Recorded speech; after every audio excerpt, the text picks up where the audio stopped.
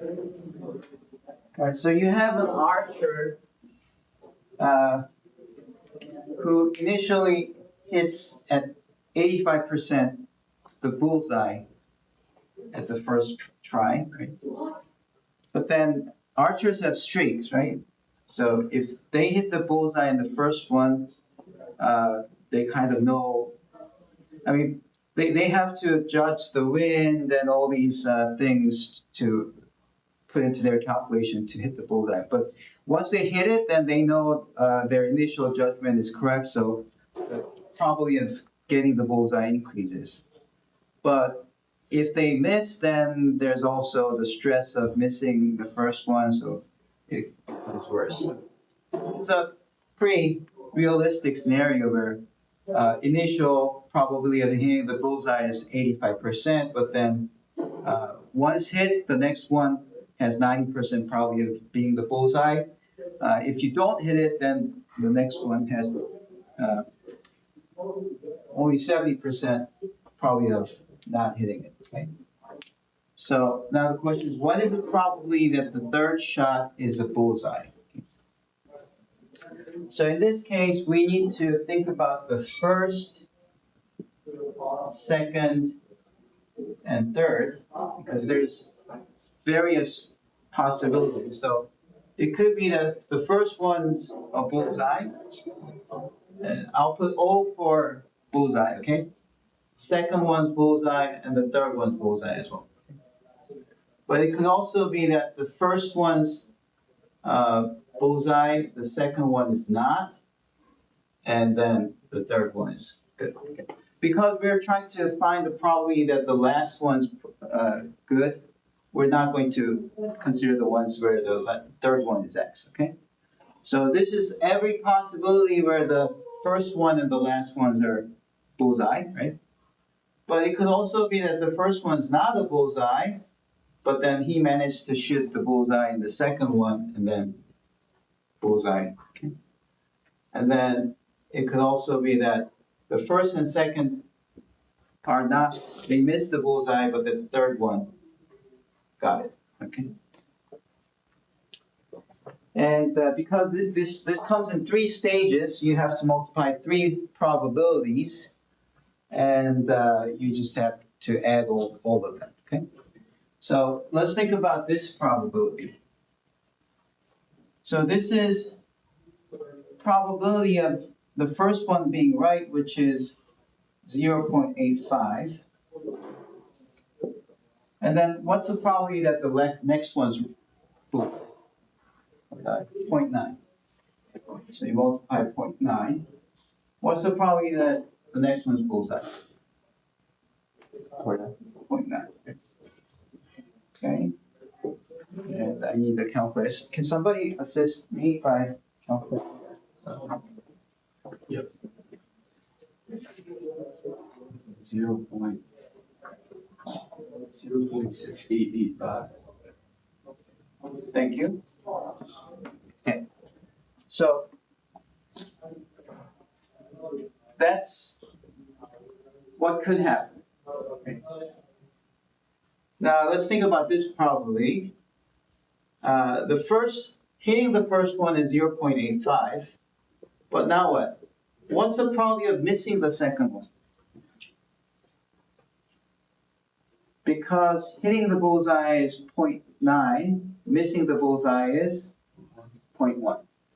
So to multiply 0.1. And then if it's missed, the next one probability is? 0.9. No. If it's missed again? Yeah. Oh. No. If the previous one's a miss, then 0.7, right? Yeah, 0.7. 0.7, right? Yeah. Okay, what do we get?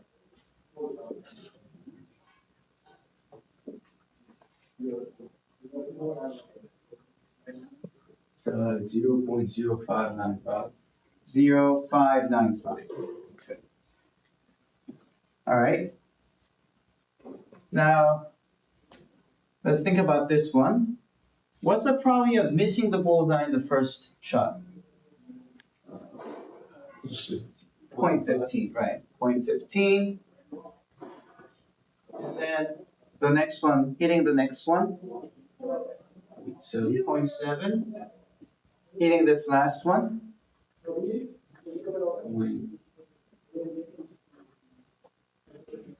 because the previous one's a bullseye, yeah, 0.9. So what do we get?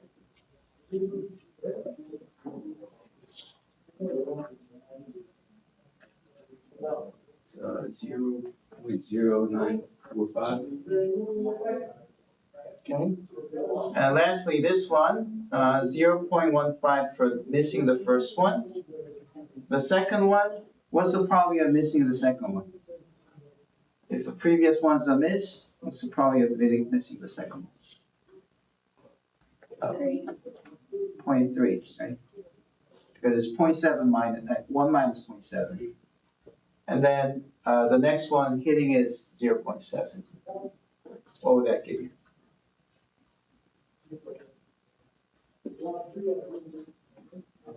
Point 0315. 0.0315. Okay. And to get the answer to part A, you have to add up all of these.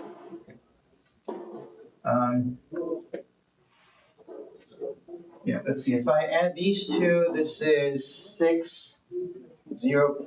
So this is 0.126. Then if I add these two, I get 8, and then 1, 4, 7, 0.748. If I add these two, I get 4, 7, 8. Yeah. So the answer to part A will be that. And it kind of makes sense because you would expect the answer to lie somewhere between 0.9 and 0.7, right? Because if you don't have any previous data, then the probability of hitting the third shot should be more than 0.7 because there's a mixture of whether the previous one was a hit or a miss, right? And it should be somewhere between 0.9 and 0.7. So if your value is somewhere between that, that makes sense. Okay. All right, so what is the probability that exactly 2 out of 3 shots is bullseye? For this one, you have to think about all the possible cases. So it could be XOO, OXO, be OOX. Now, 2 of these cases we already have done. Right? This one was 0.0945. And 0x0 was this one, 0.00595. And this one, how can we calculate this one? This is 0.85 times 0.9, but then 0.1 should be multiplied, right? Success, success, and failure after success is 0.1. What do you get? 0.0765. Okay. And we have to add these 3. Let's see, if I add these 2, I get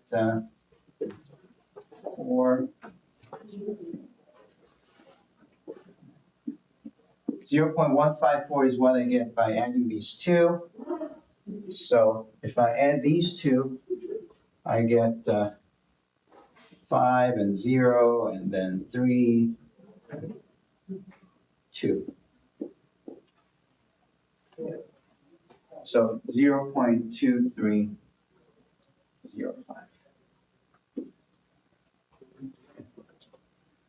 Now, if you want to know the probability of getting 2 or more, then it will be that plus this, okay?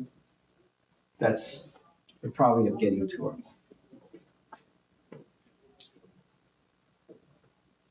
So this is an example of how to use the, so this is just a demonstration of if you want the probability of 2 things happening at the same time, you multiply the probability of the first thing happening times probability of the second thing happening under the condition that the previous one happens, right?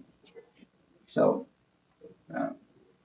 except that here there are three stages, so instead of A, B, it's like P, A intersection B intersection C. We're doing it like P, A times P of B under A, but then times P of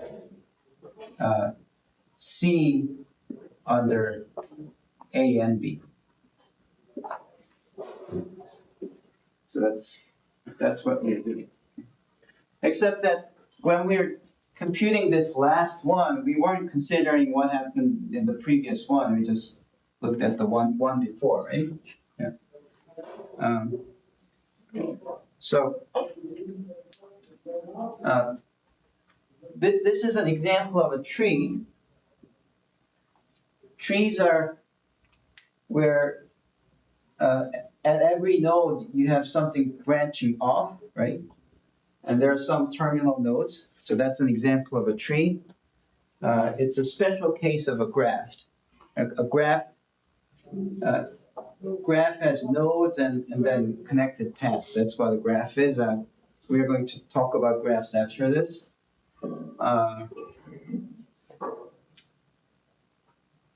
But then in a graph, often you have probabilities where the next probability only depends on the previous state. In such a case, you call that a Markov property. So here we were like PA, PBA times PC. Really, the A wasn't real important. The probability only depended on the previous one. So it's C under B, where B is what happened at the second stage. And such probability is called Markov. Yeah, I'm not going to write it, but you can look it up. It's spelled, oh, right. Spelled Markov. It's like that. Okay.